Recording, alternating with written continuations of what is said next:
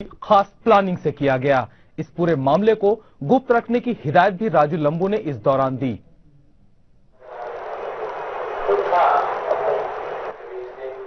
अभी जो है, अभी की जो स्थिति है, मैं तुमको मैं भी मुझे इस काम को अंजाम देना है, तो मैं भी समझता हूं इस काम को मैं कैसे अंजाम दे पाऊं। आज आसाराम के ऊपर संदेश ने टाइप कर रखा है मामला, एक अखबार वाले, उसका डायरेक्ट इन्वॉल्व है, ठीक है। आज इसके भी केस में वो मेरे को पूरा सपोर्ट करेगा, ठीक है। वो पूरी डिटेल स्टोरी वो देगा, ऐसे इसकी तारीफ की थी, और FIR भी देगा, एफिडेविट भी देगा, सब कुछ जानकारी देगा। उसके पीछे रास्ता ही नहीं रहेगा, पीछे बात क्या बात।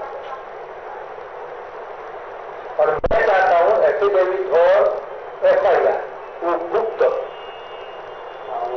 मैं वो चीज चाहता हूं। हमारे ग्रुप में मैं क्या बोल रहा हूँ, बोला था इसमें 36वां ग्रुप है।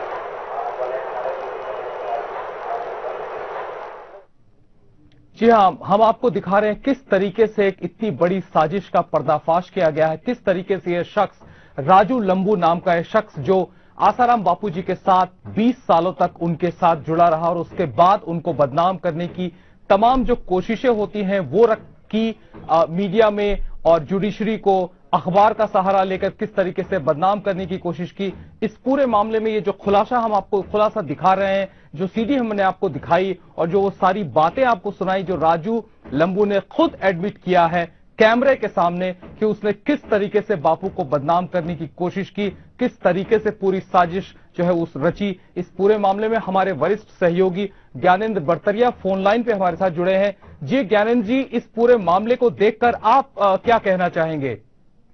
देखिए, ये एक बहुत महत्वपूर्ण पहलू है, एक बहुत महत्वपूर्ण सामने आया है। आसाराम बापू पर जितने भी आरोप लगे थे उनके पीछे जो कॉन्स्पिरेसी है वो अब सामने आ गया है। तो मेरे विचार से ये हाई टाइम है, ये बिल्कुल सटीक टाइम है कि इस मामले को पुलिस इस पर ध्यान में ले और इसको तुरंत एक कार्रवाई शुरू की जानी चाहिए। ज्ञानेंद्र जी, इस पूरे मामले में मीडिया का जिस तरीके से इस्तेमाल किया गया है, न्यूज चैनल्स का जिक्र किया गया है, जाहिर सी बात है टीआरपी गेन करने के लिए इस तरह की खबरों को मसाला लेके बढ़ाया जाता है और इस पूरे मामले को राजू लंबू नाम के शख्स ने बखूबी अंजाम दिया। देखिए मनोज जी, मैं ये कहने की स्थिति में हूँ, मैं ये पूरी जिम्मेदारी से कहता हूँ ये बात कि मीडिया को जो इस्तेमाल करने की जनरल सी एक बात हमको लगती है, वो बात उतनी सरल नहीं है। बात पूरी गहरी साजिश की है और जैसा कि पहले भी ये बात कही जा चुकी है कि एक व्यापक साजिश चलती है। उस व्यापक साजिश में कई सारे होते हैं और मीडिया उनमें से एक प्लेयर है, वो विलिंग प्लेयर है और सिर्फ टीआरपी का खेल नहीं है। एक बात। दूसरी बात, इस साजिश के पहलू जैसा कि पहले एक दो बार ये बात कही गई कि किस तरह से कांची मठ के शंकराचार्य को मर्डर के केस में घेरने की कोशिश की गई जी, किस तरह से उड़ीसा की घटनाएं घटी और उनको कैसे पेंट किया गया, किस तरह से केरल की घटनाएं घटी उनको कैसे पेंट किया गया, किस तरह आसाराम बापू पर आरोप लगाए गए और उनको किस तरह पेश किया गया। तो ये सब एक व्यापक साजिश का हिस्सा नजर आती है, ना कि ये सिर्फ एक छोटी मोटी बात है कि कोई एक कहीं से किसी ने आरोप लगा दिया और मीडिया ने टीआरपी के लिए उठा लिया। वो टीआरपी वाली बात सतह पर उतनी सरल नजर आती है, पर वास्तव में बात काफी गहरी गई हुई है और ये एक व्यापक साजिश का हिस्सा है। मैं ऐसा बहुत स्पष्ट तौर पर मानता हूँ। मनोज ज्ञानेंद्र जी, आपको लगता है ये शख्स जो तकरीबन 20 साल रहा बापूजी के साथ उनके आश्रम में और हर बारीकियों को जानता था, उसका बखूबी इस्तेमाल किया एक साजिश के तहत, लेकिन बापूजी ने लगता है शायद बहुत ज्यादा भरोसा किया इस शख्स पे? देखिए, मैं फिर वही बात कहना चाहता हूँ, हमें प्राइमा फेसी ऐसा लगता है, पहली नजर में ऐसा लगता है कि एक शख्स कोई भी था, राजू लंबू था या कोई भी XYZ कोई भी व्यक्ति हो, वो 20 वर्ष तक साथ था, अचानक वो बाहर हो गया, उसके मन में एक रिवेंज वाली फीलिंग आई और लिहाजा उसने कॉन्स्पिरेसी रचना शुरू कर दी। पर मैं फिर कहता हूँ, बात उतनी सरल नहीं है।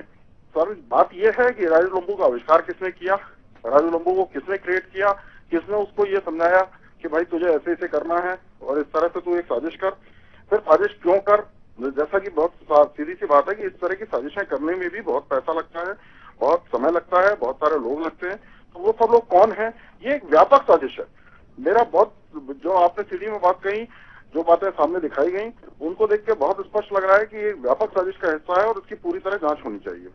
बिल्कुल ज्ञानंद जी, आपका बिल्कुल कहना सही है। ये एक व्यापक साजिश है, ये इतनी छोटी चीज नहीं है जो सामने से दिख रही है। इसमें सिर्फ राजू लंबू नाम का शख्स नहीं है जो दिखाई दे रहा है कैमरे के सामने, जो बहुत सारी बातें एडमिट कर रहा है। ज्ञानंद जी, आप हमारे से बात करने के लिए आपका बहुत बहुत धन्यवाद।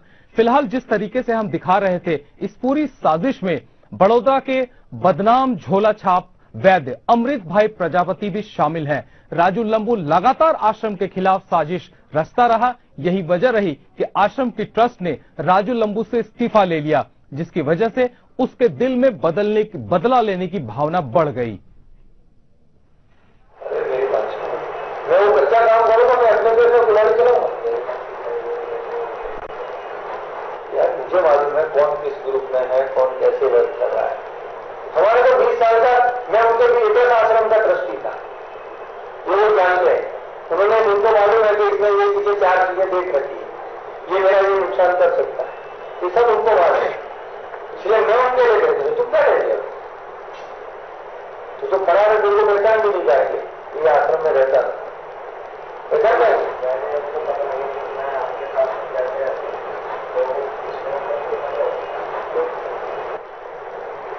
खतरा किन से होता है पहले ये समझा।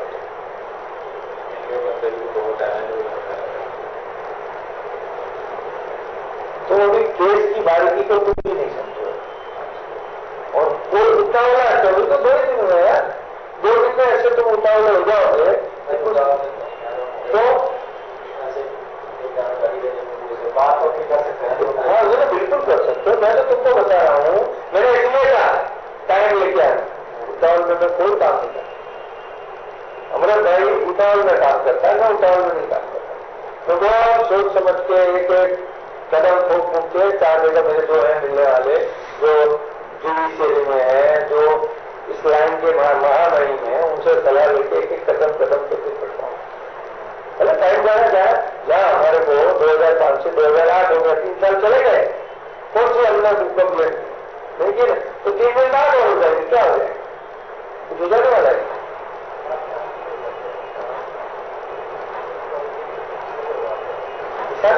उन सबके ट्रस्टों से मेरे को बाहर करके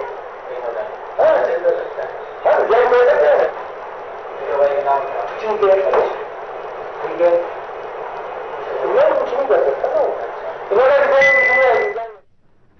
संत श्री आसाराम बापूजी के आश्रमों पर गंदी नजर रखने वाला राजू लंबू एक बड़ी साजिश करने में जुटा है। मैं आश्रम छोड़ रहा हूं और मैं आश्रम के आश्रम में जहां भी जिस चीज पर कोई कार्यरत था वहां से मुझे श्रम किया जाएगा। आज के बाद मेरा वहां कोई फिजिकल रूप से या दूसरे किसी रूप से मेरा कोई दखलंदाज नहीं जाएगा। इस तरह का लेटर लेके हम कर सकते हैं, पूरा हो गया। वो मैं करूँ केस, उसकी इंक्वायरी हो, और जब जाके शुरू होता वो क्यों मैं बदलने पड़ गया, वो कौन सा उनके ट्रस्टों की प्रॉपर्टी का मालिक है। ट्रस्ट के अंदर आप ट्रस्टी हो, उस समय आपको फायदा नहीं होगा।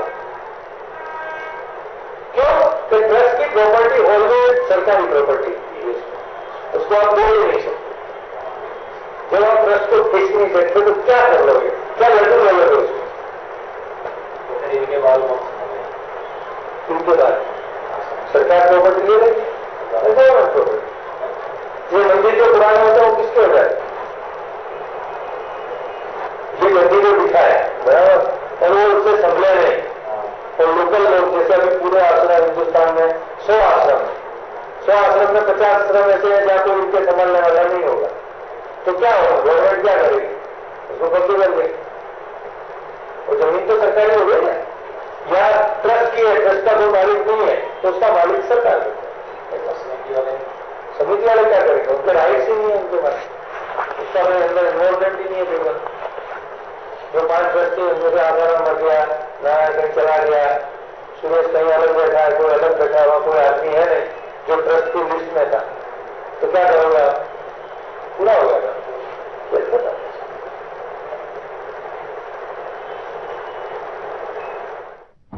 आपने खुद देखा जिस तरीके से यह खुलासा ये शख्स